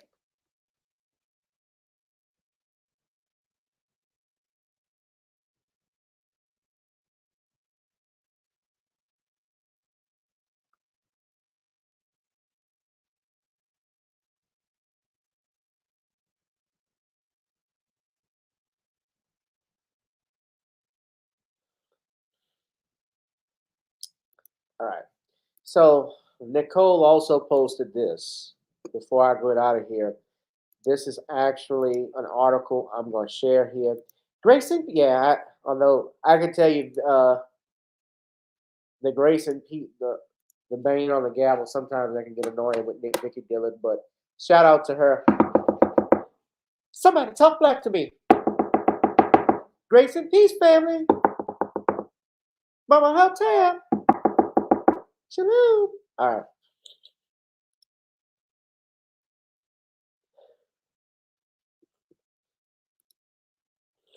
So this is a docu-series. She says, are one-sided documentaries destroying images of Black icons. So this is a must-read article from Rolling Out. Now, of course, the docu-series Bell has on Cosby wasn't released yet. But it appears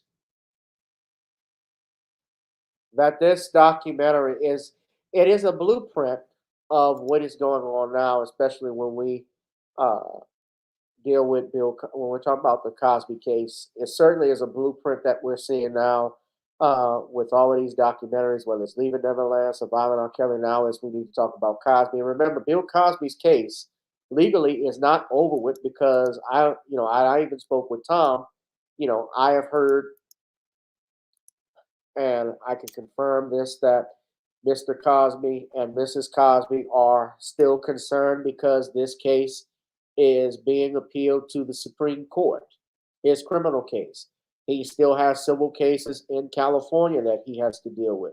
He has a case from that Lily Bernard woman out in New Jersey.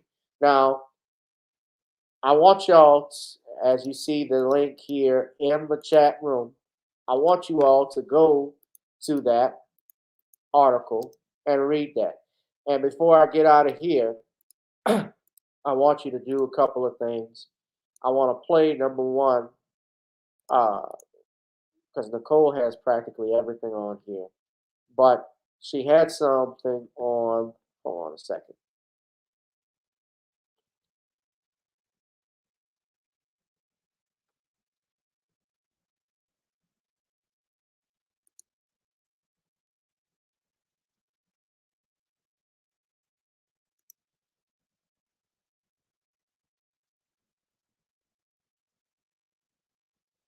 And shout out to Boyce Watkins. He even criticized the documentary.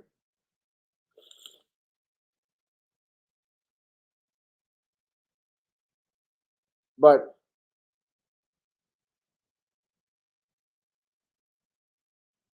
I'm trying to find the video. This is it. Now, she's in a documentary. And let's not forget, she has a lawsuit pending against Cosby. My name is Lily Bernard. I'm Cuban born. I attended Cornell University. I received a Bachelor of Arts from City University of New York, and I have a Master's in Fine Arts from Otis College of Art and Design. I'm a wife, a mother of 6, a visual artist, an actor, and a community organizer. I played the role of Mrs. Minifield, who was a main character in the last season in an episode of The Cosby Show, and it came with great suffering. Yeah. Hello. Soon after this alleged incident, Lily finally got to play her long-promised part on The Cosby Show.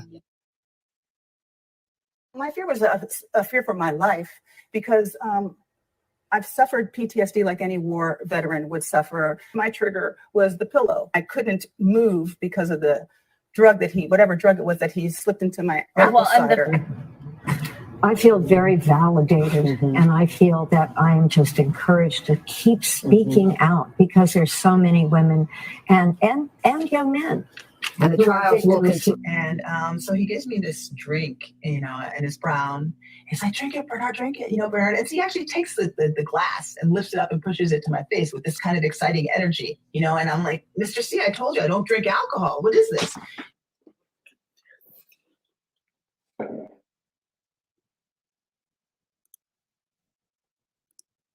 Let's watch it again.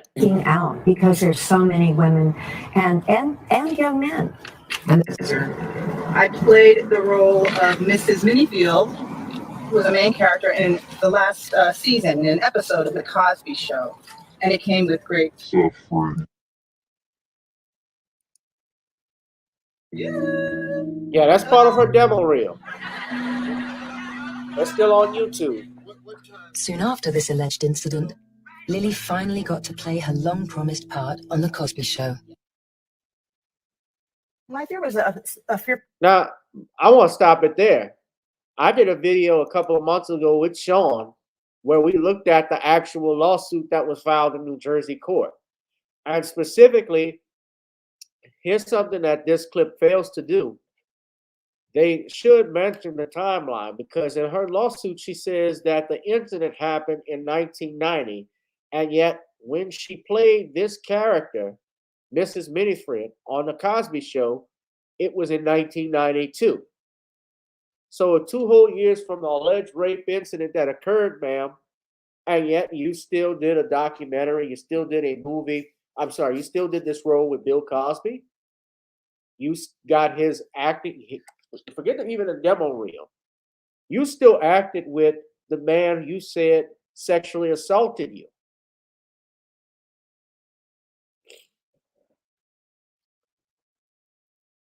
And after 2 years. For my life because I've suffered PTSD like any war veteran would suffer. My trigger was the pillow. I couldn't move because of the whatever drug it was that he slipped into my arm. I feel very validated, and I feel that I'm just encouraged to keep speaking out because there's so many women and young men. And so he gives me this drink, you know, and it's brown. He's like, drink it, Bernard, drink it. You know, Bernard. And he actually takes the glass and lifts it up and pushes it to my face with this kind of exciting energy, you know. And I'm like, Mr. C, I told you I don't drink alcohol. What is this?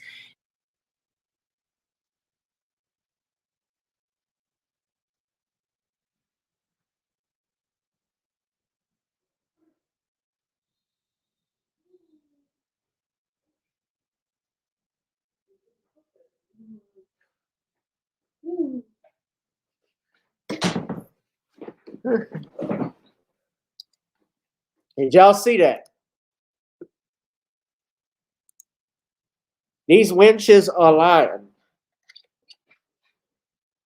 And you can beat them by what they've said in public. It's very simple. I'm not making this stuff up. Go look at what they say. It's public record.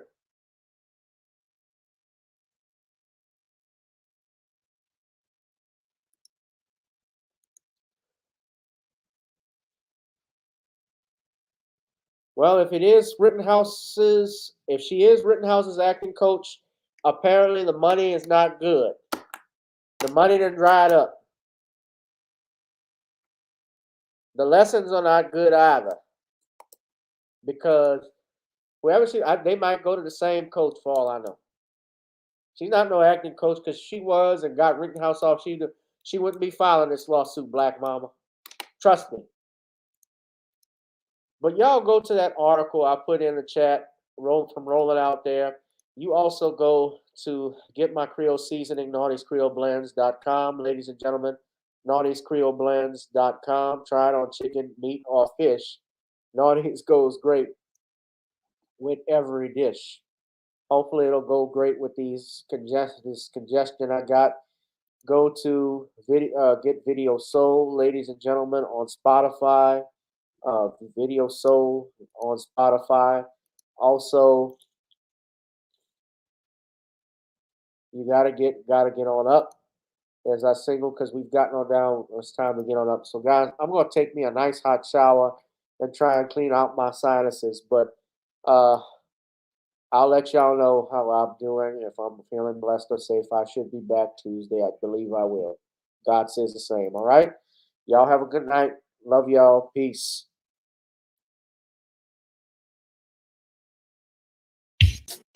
Girl, come on. Gotta dance to the beat, because on the dance floor is where we'll live. Show me what you got.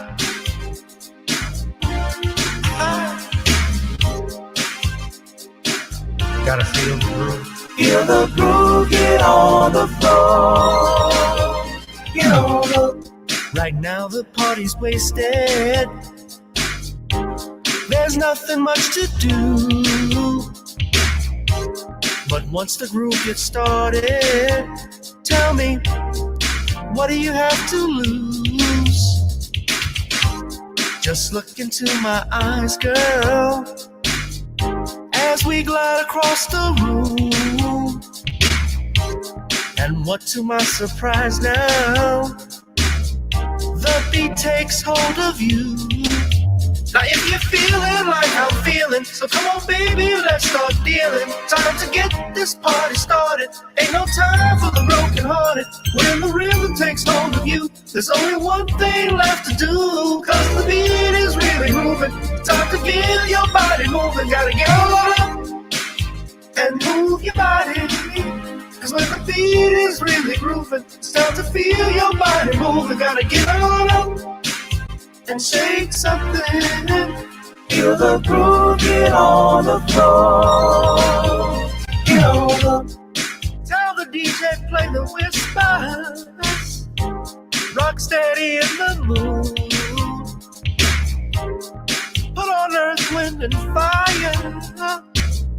Tonight we're gonna groove. Show me how you do the four corners. Electric slide or two. Hit the bus stop or do the bunny hop, baby. It's really up to you. Now if you're feeling like I'm feeling, so come on baby, let's start dealing. Time to get this party started. Ain't no time for the broken hearted. When the rhythm takes hold of you, there's only one thing left to do. Cause the beat is really grooving.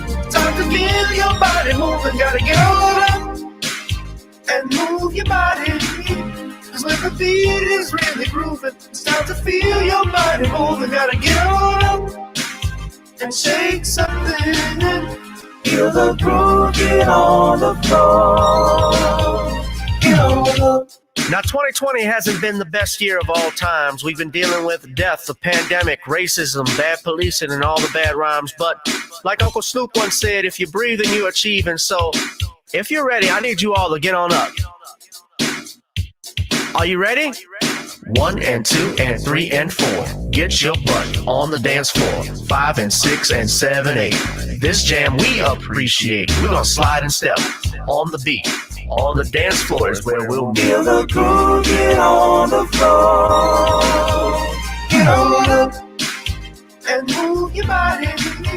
Cause when the beat is really grooving, it's time to feel your body moving. Gotta get on up and shake something.